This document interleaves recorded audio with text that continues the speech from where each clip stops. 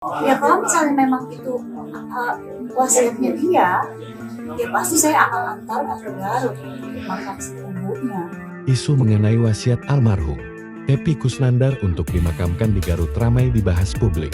Namun, istrinya, Karina Ranau, menegaskan bahwa keluarga tidak sembarangan menentukan lokasi pemakaman dan keputusan tersebut merupakan yang terbaik bagi keluarga.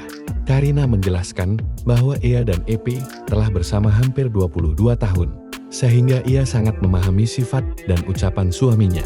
Menurutnya, jika benar Epy memiliki wasiat tegas untuk dimakamkan di Garut, keluarga pasti akan menghormatinya. Ia menilai pernyataan Epy soal Garut kemungkinan besar muncul karena sifat almarhum yang suka bercanda dan sharing, berbicara seperti sedang berakting, sehingga publik sulit membedakan mana yang serius dan mana yang tidak.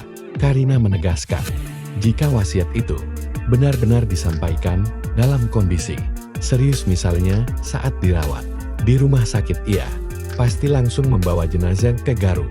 Selama isu ini bergulir, Karina mengaku mendapat banyak tuduhan seperti istri durhaka. Namun ia memilih diam karena hanya keluarga yang benar-benar mengetahui kondisi sebenarnya, bukan publik yang melihat potongan informasi dari media sosial. Artinya itulah dia aktor yang hebat. Ucapannya itu sangat-sangat meyakinkan orang. Ya kalau misalnya memang itu, wasiatnya dia, ya pasti saya akan antarkan ke Garut untuk makam ibunya, ke samping ibunya. Tapi ada satu momen hangat kita itu sampai, beneran kamu dimakan di Garut? Terus ntar ya kita ngomong berdua, ntar aku mau di sini. Oh beneran makamnya di Garut? Dimanapun aku yang penting aku sama dia. Kamu tuh kalau berbicara tuh harus bisa meyakinkan orang tuh.